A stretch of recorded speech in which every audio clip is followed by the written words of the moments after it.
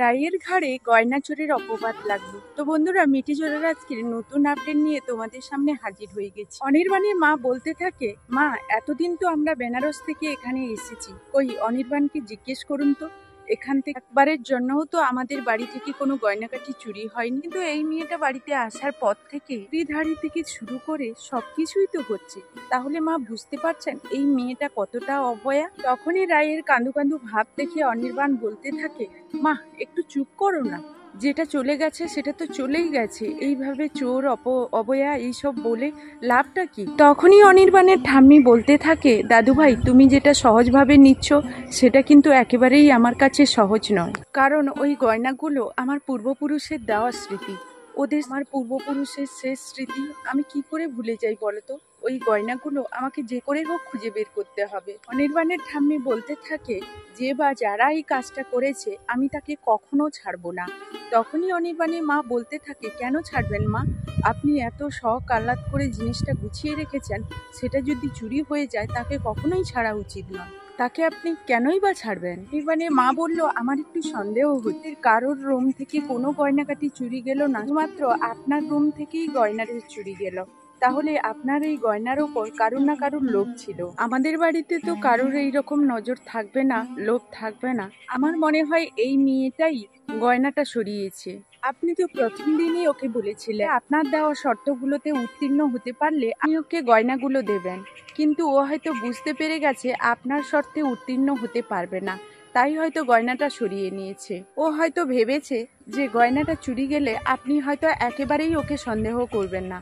তখনই রাই বলতে থাকে, মানছি মা, আপনি হয়তো আমাকে সহ্য করতে পারেন না, এই রকম জঘন্য মিথ্যে অপবাদ অন্তত আমার কানে দিও না। তখনই অনির্বাণ বলতে থাকে, মা ওকে এরকম ভাবে তুমি অপদস্থ করছো কেন, ঠাম্মির চোখে ছোট করার চেষ্টা করছো কেন, তোমার কাছে কি প্রমাণ আছে যে ও গয়নাকাটিগুলো চুরি করেছে। উনি অনির্বাণের মা বলতে থাকে, তোমার কাছে কি প্রমাণ আছে অনির্বাণ যে ও গয়নাকাটিগুলো চুরি করেনি। তাই এতদিন ধরে তো আমরা এখানে আছি, আমাদের গয়না তো কারুর চুরি হয়নি। যেই ওই গয়নাটা তোমার বউ দেখেছে সেই তখন থেকেই ওর ওই গয়নার ওপর নজর ছিল। আমি বলছি মা, আপনি একবারে ঘাবড়াবেন না, ওই গয়নাটা ওই মেয়ের আলমারি থেকেই পাওয়া যাবে। সত্যিই যদি আমার আলমারি থেকে গয়নাটা পাওয়া যায় মা, তাহলে আপনি তো চান অনির্বাণের জীবন থেকে আমি চলে যাই, তাহলে সত্যিই আমি অনির্বাণের জীবন থেকে চলে যাব।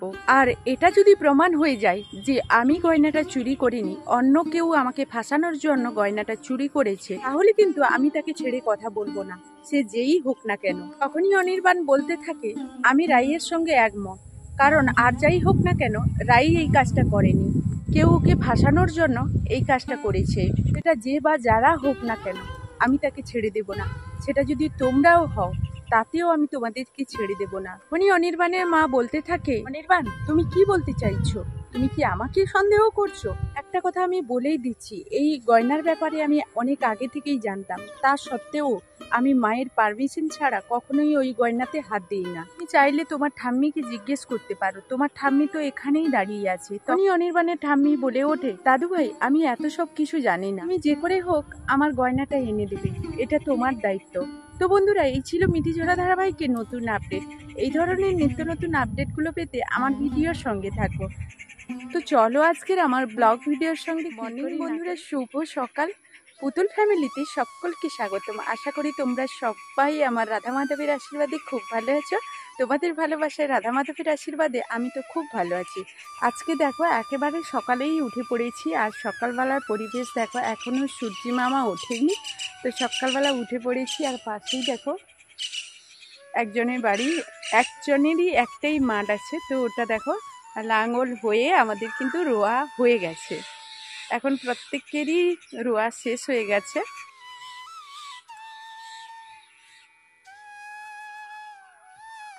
তো চলো, এখন গরু ছাগল কিছুই বের করানো হয়নি।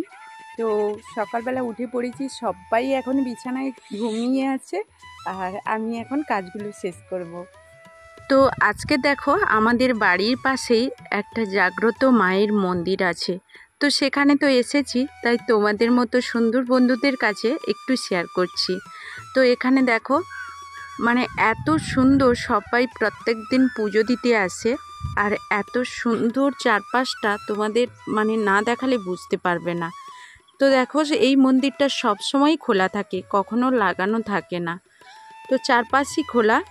আর এইখানে দেখো এই মন্দিরে তো বিয়ের অনুষ্ঠানও হয়, তো এইখানে মানে বিয়ের শেষে সবাই থাকে, খাওয়া দাওয়া সব কিছু।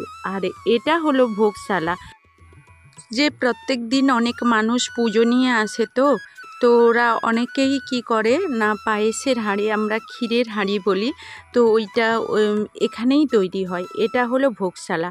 আর সাইডেই তোমরা দেখতে পাবে শুধুমাত্র যারা ফলের ভোগ নিয়ে আসে, তো ওদের ফল কাটার জন্যও জায়গার ব্যবস্থা আছে। তো চলো তোমাদের সঙ্গে শেয়ার করি একটু। এই যে দেখো এই জায়গাটাতেই তো এখন দেখো দুধ দুয়ে নিয়ে চলে এসেছি, আর সবার দুধগুলো মেপে সবাইকে দিয়ে দেব। তো দুধগুলো মেপে আমাকে কিন্তু এক জায়গায় দুধটা দিতে যেতে হয়, তাই এই দুধটা মেপে নিয়ে আমি কিন্তু এক জায়গায় নিয়ে চলে যাব।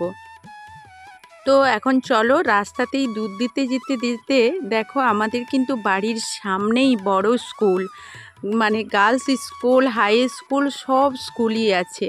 তো দেখো এখন কিন্তু বাচ্চারা মানে সবাই খাওয়া দাওয়া করে নিয়েছে, আর খাওয়া দাওয়ার পরে মানে ওদের বাসনগুলো পরিষ্কার করছে। আর এটা এত ভালো লাগছে, আমি তোমাদের সঙ্গে সেটাই দেখালাম, সেটাই ভালো লাগছে বলে তোমাদের সঙ্গে শেয়ার করলাম। পর্যন্ত ফিরে আসবো নতুন ভিডিও নিয়ে, তোমাদের সামনে হাজির হয়ে যাব। ততক্ষণ সবাই ভালো থাকবে, সুস্থ থাকবে, সবাই সবার পরিবারকে নিয়ে। এখনকার মতো বিদায় নিচ্ছি, টাটা।